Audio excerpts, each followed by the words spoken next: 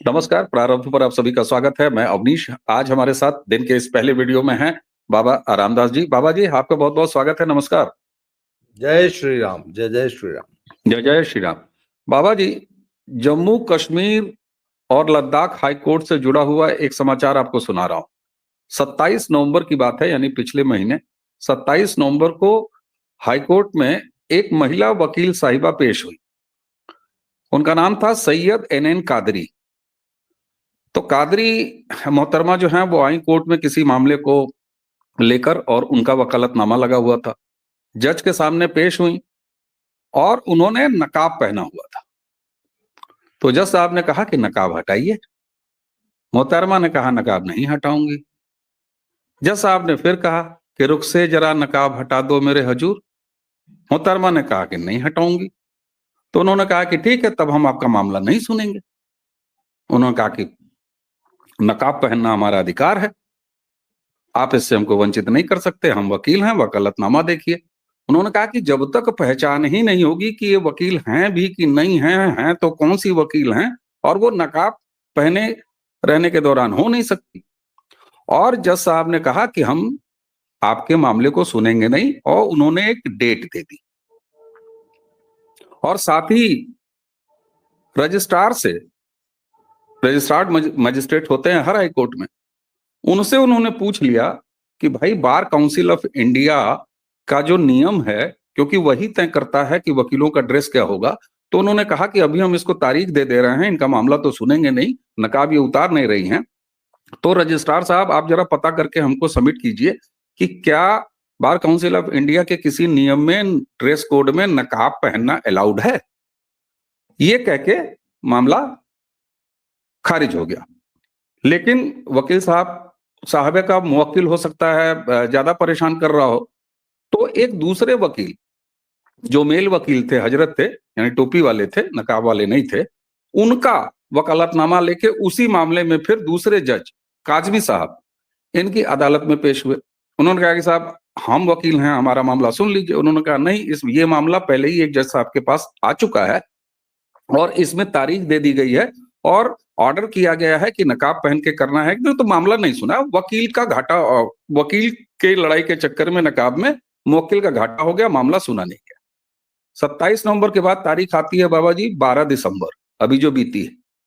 12 दिसंबर को रजिस्ट्रार ने बाकायदे कोर्ट में सबमिशन दिया कि साहब, बार काउंसिल ऑफ इंडिया की तमाम धाराओं का हमने अध्ययन किया और जो ड्रेस कोड निर्धारित है उस ड्रेस कोड में कहीं भी इस बात की अनुमति नहीं है कि कोई नकाब पहन के मोहतरमा वो कोर्ट में जिरह के लिए आ सके।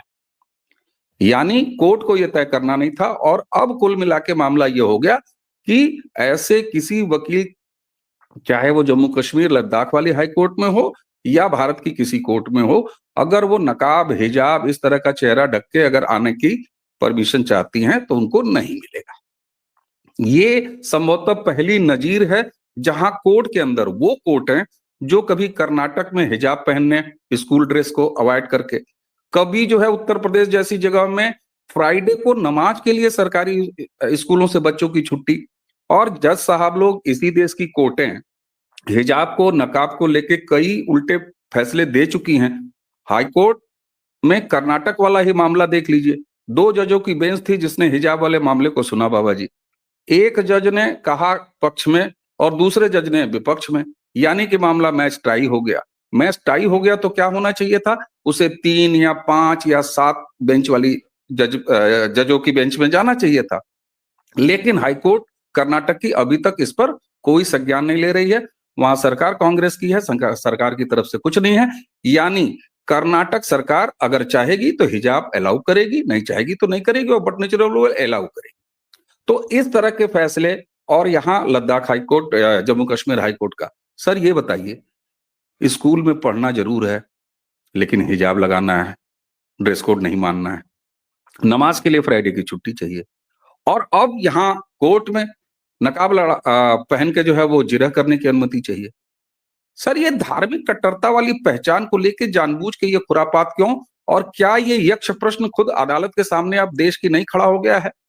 और क्या इसी नजीर को मानते हुए अगर ड्रेस कोड वकील का अलाउ नहीं किया जज ने, तो इसको फिर बाकी जगह क्यों नहीं अलाउ कर देना चाहिए, लागू कर देना चाहिए? बाबा जी। सर 1924 में, आज से 100 साल पहले, तुर्की में एक शासक आया, उसने कसम खा ली कि मैं अपने देश को कठमुल्लापन से मुक्त कराऊंगा, और उसने करा दिया। उसने अपने देश को कठमुल्लों से, कठमुल्ला इस्लाम से, अरबी इस्लाम से मुक्त करा के वहां वो तुर्की इस्लाम, तुर्की नमाज, तुर्की कुरान और सो कॉल्ड अंग्रेजी समाज, अंग्रेजी पहनावा ले आया। उसने हाथ में डंडा उठा के बोला, साले आज के बाद अगर कोई मुझे ये बड़े भाई का कुर्ता और छोटे भाई का पजामा पहन के लाल दाढ़ी रंग के बिना मोछ की दाढ़ी में लिख गया सरऊ, तो हम हंसुआ से काट लेंगे। आज के बाद खबरदार अगर कोई मौलाना जो है अरबी में अजान लगाया, साला आज के बाद हमको अरबी में कुरान नहीं चाहिए, अरबी इस्लाम नहीं चाहिए, हमको तुर्की में सब चाहिए। लिपि बदल दिया, बोला साला हम ये इधर से उधर शीर्षासन करके टट्टी नहीं करूंगा, हम सीधा लिखूंगा, और साला ये अरबी लिपि नहीं चलेगी गोल गोल वाली। बोला ना, अंग्रेजी स्टाइल में एबीसीडी टाइप आकृति में, मतलब उसने गोल गोल वाली लिपि तक बदलवा दी। अपने देश के तमाम शिक्षाविदों को बुलाया और हाथ में डंडा लेके बैठ गया, बोला नया लिपि बनाना है, कितना टाइम लगेगा?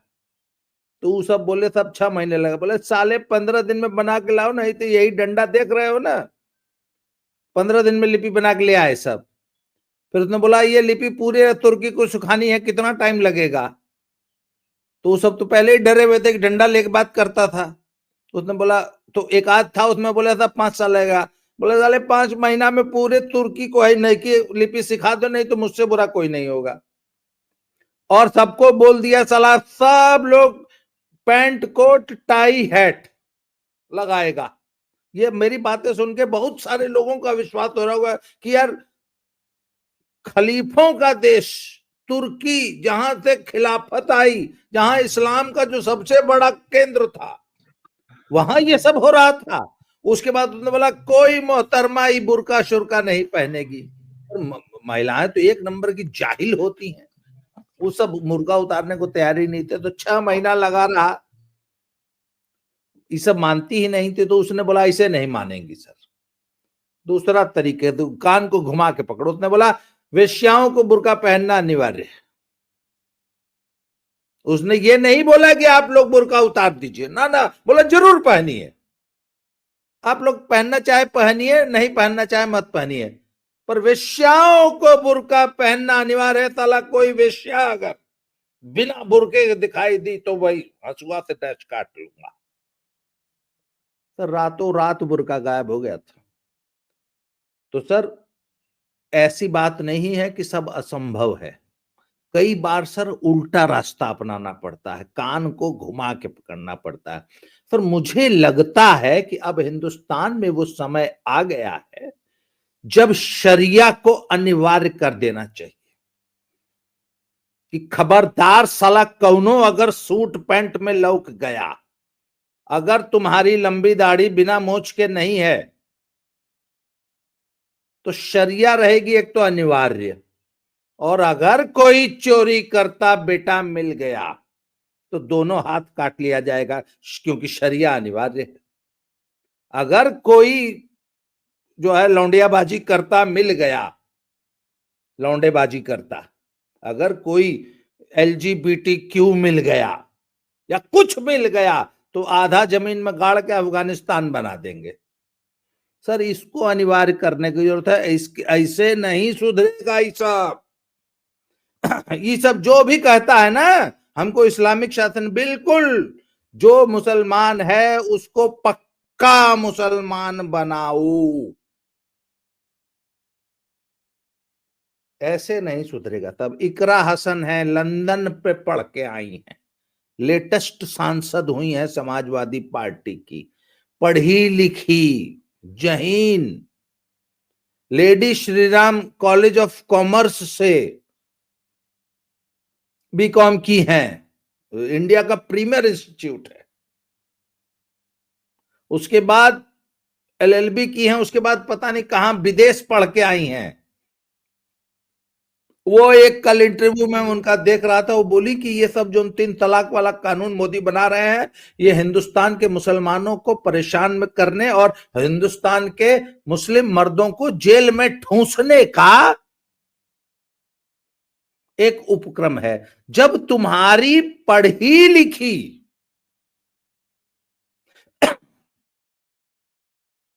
एक सांसद ऐसी बात करती है और खुद मुस्लिम औरतों की इतनी बड़ी दुश्मन, मुस्लिम कठमुल्लाओं को, मुस्लिम मर्दों को संतुष्ट करने के लिए अपनी ही कौम की इतनी बड़ी जो औरत दुश्मन हो सकती है कि 3 तलाक जो है वो कतई गैर जरूरी है और ये मोदी का एक हथियार है हम मुसलमानों को परेशान करने का। मतलब देख लीजिए कि मुस्लिम औरतों की कितनी बड़ी खैर ख्वाह है। तो सर ऐसे लोगों का सिर्फ एक उपाय है कि ये जिस चीज के लिए मरे जा रहे हैं, इनको वही डंडे से इनके डालो कि अच्छा बेटा तुमको सरिया चाहिए ना, लाओ सरिया डाल देते हैं तुम्हारे, तुमको आज बेटा सरिया ही चाहिए। तो इसके बिना इनका, अच्छा 1 मिनट अगर आप समय है ना, 1 मिनट मुझे बोलने बिल्कुल का। बिल्कुल, या अरे सर कई बिल्कुल बार सर। सर बड़ा एंकर को कुलबुलाहट होने लगती है कि कब चुप होगा तो मैं आगे बोलूंगा। तो सर बॉक्सिंग में एक नियम है कि जैसे मैंने दाढ़ी रखी है ना, ऐसे दाढ़ी रख के मैं बॉक्सिंग में पार्टिसिपेट नहीं कर सकता। अगर क्योंकि वो इंजरी कट वट ये सब देखना होता है। प्लस बॉक्सिंग जो है वो अब, पहले मुक्केबाजी का गेम था, अब खाली मुक्का आपको टच करना है, जरूरी नहीं है कि मार के गिरा दो, ना ना ना। अगर आपने मुक्का मारा और आपका मुक्का सिर्फ थोबड़े को टच हो गया तो पॉइंट होता है। अब दाढ़ी है आपके, अब भाई मेरी तो चलिए छोटी है, कोई इतनी बड़ी बड़ी दाढ़ी रख ले जो कि साला गाल से 6 इंच बाहर निकली हुई है, तो रेफरी कैसे निर्धारित करेगा कि जज कि मुक्का गाल को टच हुआ कि नहीं हुआ? क्यों? कई बार 1 सेंटीमीटर से बहुत भी चूक वैलिड पॉइंट। जाता, 1 मिलीमीटर से भी। इसलिए नियम बना दिया कि भैया दाढ़ी नहीं रहेगी चेहरे पे। अब अगर मुल्ला जी लोग, कोई कठमुल्ला, कोई सरदार जी कह दे ओ ये तो हमारे धर्म पे हमला है, हमको बॉक्सिंग खेल से वंचित किया जा रहा है, नहीं। अगर तुमको अपनी दाढ़ी से इतना प्रेम है तो मत खेलो, पर बॉक्सिंग में दाढ़ी नहीं चलेगी, नहीं चलती सर। जिसको बॉक्सिंग करनी होती है वो दाढ़ी कटाता, नहीं तो नहीं कटाता। आप अपनी दाढ़ी रखिए, अपनी मौज लीजिए। तो सर इनको या तो नियम बना दीजिए कि भैया हिजाब नहीं चलेगा। अगर हिजाब से बहुत प्रेम है तो स्कूल छोड़ दो, यूनिवर्सिटी छोड़ दो, वकालत छोड़ दो, हर चीज छोड़ दो, हिजाब पालो अपना। अगर प्रोफेशन से प्रेम है तो हिजाब छोड़ो, प्रोफेशन के प्रोटोकॉल में आइए। अगर 1 मिनट, ये सब वोट डालने जाती हैं बुर्का लगा जाती है, प्रिसाइडिंग ऑफिसर कैसे निर्धारित करेगा कि सही व्यक्ति वोट डालने आया है? ये ये ये चल रहा है हमारे देश में। बोला ठीक है बुर्का बहुत बिल्कुल नहीं, बुर्का नहीं हटाओगी, ठीक है मत डालो ना वोट, हटाइए, ठीक है जाओ बेटा जाओ, जाओ बुर्का पहनो, जाओ वोट नहीं डालना। वोट डालना है तो बुर्का हटाना पड़ेगा। सर ये पॉलिसी इस देश में अपनानी पड़ेगी।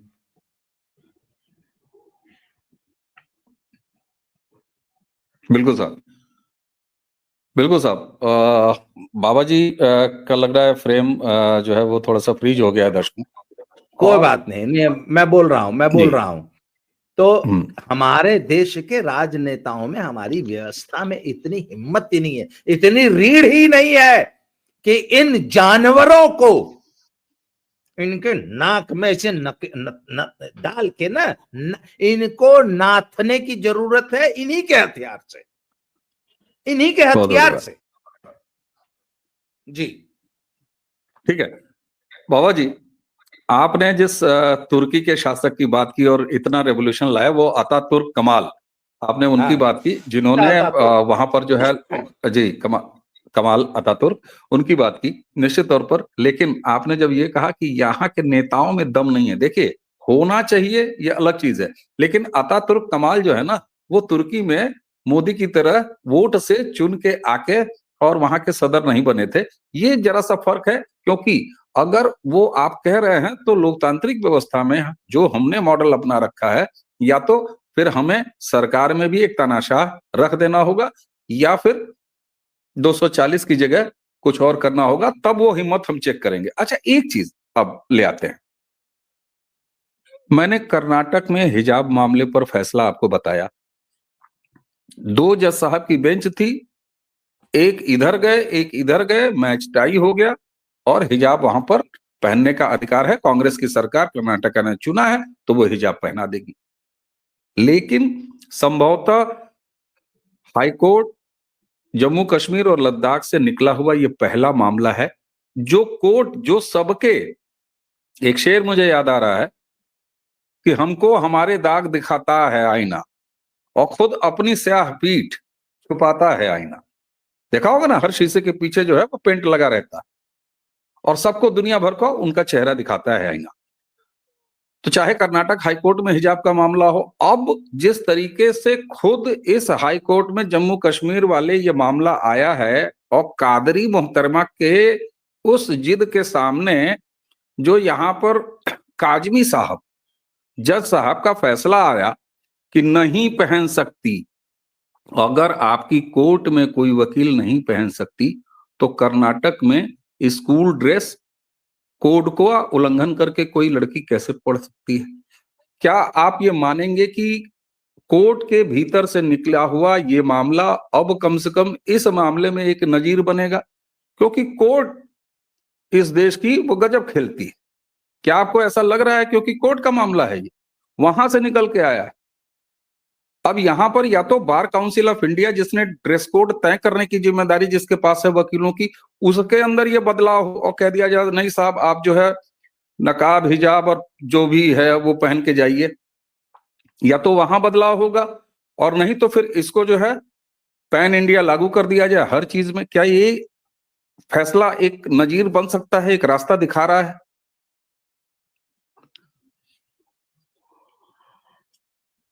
म्यूट है आप। कुछ नहीं होगा, क्योंकि हमारी जो जुडिशरी है वो इस धरती की सबसे नकारा, सबसे भ्रष्ट, सबसे निकम्मी संस्था है। जिस संस्था में जज के सामने, लोएस्ट लेवल पे जज के सामने उसका पेशकार रोजाना बोरा भर के रुपया बटोर रहा है जनता से, गरीब जनता से। गांव के ऐसा व्यक्ति जिसके पास 10 रुपया खर्च के आने का किराया नहीं होता अदालत में, उसको हर 10वें दिन तारीख देकर, हर 10वें दिन तारीख देने का 10 रुपया वसूल रहा है, और बोरा भर के रुपया वसूल के लेके जाता है जज के सामने, और उसमें से जज को हिस्सा पहुंचाता है, और पूरे देश की न्याय व्यवस्था इसको देख रही है। आज तक उसने संज्ञान नहीं लिया। सर छोड़ दीजिए ना, आप पेशकार के पीछे काहे पड़े हुए हैं? अतुल सुभाष जिसने आत्महत्या किया, उसके केस में फैमिली कोर्ट में की वो महिला जज, उसने तो सीधे पैसे मांगे थे। सुसाइडियल अपना जो वीडियो बनाया उसमें लिख के गई है, अब उसने बता के अपनी जान दी है। तो आपकी बात बिल्कुल सही है, लेकिन हाँ, यहां पर एक बात जरूर इस मामले से दिखाई देती है कि अगर अदालत साहब आप अपने ड्रेस कोड का इतना ध्यान रख सकते हैं तो फिर जरा आंखों पर बंधी हुई पट्टी हटाइए। अब तो आपके न्याय की देवी की पट्टी भी खुल गई है महाराज, बाहर भी झांकिए। जी बाबा जी, अंतिम टिप्पणी। जी सर। सर एक बात बताऊं, इस पीवी नरसिम्हा राव के जमाने में का एक बड़ा प्रसिद्ध जुमला है कि अबे साले ये कौन गड्ढे में पड़ी रहना चाहती है, नाली में पड़ी है, तुम काहे उसको निकाल के नहला धुला के ड्राइंग रूम में बैठाना चाहते हो। ये शायद पता नहीं किसने, शायद आरिफ मोहम्मद खान साहब ने ये किस्सा सुनाया था, ऐसा ही कुछ हुआ था जब वो शाहबानो वाला केस आया था। सर बात ये है कि सोचने समझने वाली बात ये है कि इस्लाम की ये समस्या है क्यों। सर बात यह है कि इस्लाम इस प्रकार से, इस्लाम में एक बात तय है कि ये मजहब तभी तक सरवाइव करेगा जब तक इसमें जहालत है। जिस दिन जहालत दूर हो गई, इस मजहब के लिए खतरा पैदा हो जाएगा। और मैं बता रहा हूं 1400 सालों में पहली बार इस्लाम वाकई खतरे में है, आज तक नहीं था। इस बार वाकई इस्लाम खतरे में है क्योंकि इस्लाम को एक्सपोज करने वाला और इस्लाम से जहालत दूर करने के लिए एक इंस्ट्रूमेंट मिल गया है दुनिया को, जिसका नाम है इंटरनेट। बिल्कुल सर। अब सर बात यह है कि इस्लाम अपने अस्तित्व की अंतिम लड़ाई लड़ रहा है कि क्या वो इंटरनेट को हरा पाएगा और इंटरनेट को हराकर क्या अपनी जहालत मेंटेन कर पाएगा। सर बात यह है कि हम लोग समझते हैं कि जो जहालत होती है वो सिर्फ साक्षर से, निरक्षर से साक्षर हो जाना या पढ़ लिख जाना या डिग्री ले लेना से जहालत दूर नहीं होती है। बहुत बड़ा 16 तो डिग्री लेने वाला आदमी भी अव्वल दर्जे का जाहिल हो सकता है और वो 72 हूर के लिए अपना हवाई जहाज टावर में टकरा सकता है। बिल्कुल सर बात यह है कि इस्लाम ने, इस्लाम के जो लीडर्स हैं, लीडरान ने कसम खा रखी कि किसी भी कीमत पर अपनी कौम को जाहिल बना के रखना है। अगर बेटा जहालत चली गई तो इकुल इस्लाम छोड़ दी है, छोड़ देंगे। बिल्कुल सही बात है सर। और आप है कह जो रहे हैं कि आज जाहिल बना के रखना चाहता है। बिल्कुल आप कह रहे हैं सर, आज के दौर के इनके लीडरान, अरे जिसने इस्लाम पैदा किया उसने इसी पॉलिसी के तहत इस्लाम पैदा किया कि ये जाहिलियत तभी तक जारी रहेगी जब तक ये कौम, जब तक मुसलमान रहेगी, जब तक ये जाहिल रहेगी। और सर यहां पर दर्शकों एक चीज थोड़ा अटपटा लगेगा, समस्या मुसलमानों में नहीं, समस्या वाकई मुसलमानों में नहीं, समस्या इस्लाम में है। दुरुस्त इस्लाम को करना है, दुरुस्त इस्लाम को होना होगा, वरना आप किसी 2 इंडिविजुअल 4 इंडिविजुअल, वो जो इकरामुद्दीन साहब दुबे लगा रहे हैं, कल को कोई शाही लगाएगा, ये सब तमाशे होते रहेंगे। लेकिन जब तक मूल समस्या यानी इस्लाम, उस बीमारी का इलाज नहीं होगा, तब तक कभी कोई कादरी अदालत में कूद के कहेगी कि हम तो नकाब लगाऊंगी, और जज को कहना पड़ेगा कि रुख से जरा नकाब हटाओ मेरे हजूर, कहेंगे नहीं हटाऊंगी। और काजमी ही जज हैं, चलिए मजहब वाले ही जज हैं, उन्होंने कहा नहीं हटाओगी तो बार काउंसिल ऑफ इंडिया के ड्रेस कोड में नहीं लिखा है, हम तुम्हारा मुकदमा नहीं सुनेंगे, छोड़ दो अदालत, छोड़ दो स्कूल, छोड़ दो कॉलेज। और बाबा जी ने बिल्कुल सही कहा। और सर मुझे लगता है कि अब इस बात को धीरे धीरे समझने का प्रयास करना चाहिए कि मुसलमानों में कोई दोष नहीं है, इस्लाम में दोष है, बीमार इस्लाम है। बाबा जी आपने हमें समय दिया, आपको बहुत बहुत धन्यवाद। दर्शकों इसी के साथ जी जी जी मुसलमानों का ये दोष है कि वो एक जहालत भरी हुई आइडियोलॉजी के पीछे आज भी जो है आंख बंद करके चल रहे हैं। मुसलमानों का ये दोष, दिन में 5 वक्त कपार फोड़ रहे हैं, इतना कपार फोड़ रहे हैं कि यहाँ पर काला हो जाता है। उससे इतना दोष जरूर है क्योंकि शामिल हो अपराध में, जाहिलियत में आप शामिल हो, उसको आगे बढ़ा रहे वो जहालत बीमारी आपने के कारण आप चुनी है, वो जहालत आपने जानबूझकर चुनी है। बिल्कुल सर। और आप वो व्यक्ति हैं जो एक बीमारी से संक्रमित पहले जाते हैं, जहां पर बीमारी मिलती है उसके कीटाणु, वहां के मच्छर से खुद को कटवा के उसके बाद 50 और जगह जाके 50 और नए मरीज आप जन्माते हैं। इसलिए आप मुसलमानों का दोष इतना है, बीमारी इस्लाम। बाबा जी आपने हमें समय दिया, आपका बहुत बहुत धन्यवाद। दर्शकों इसी के साथ आज की चर्चा खत्म करते हैं। नमस्कार। जय जय श्री राम।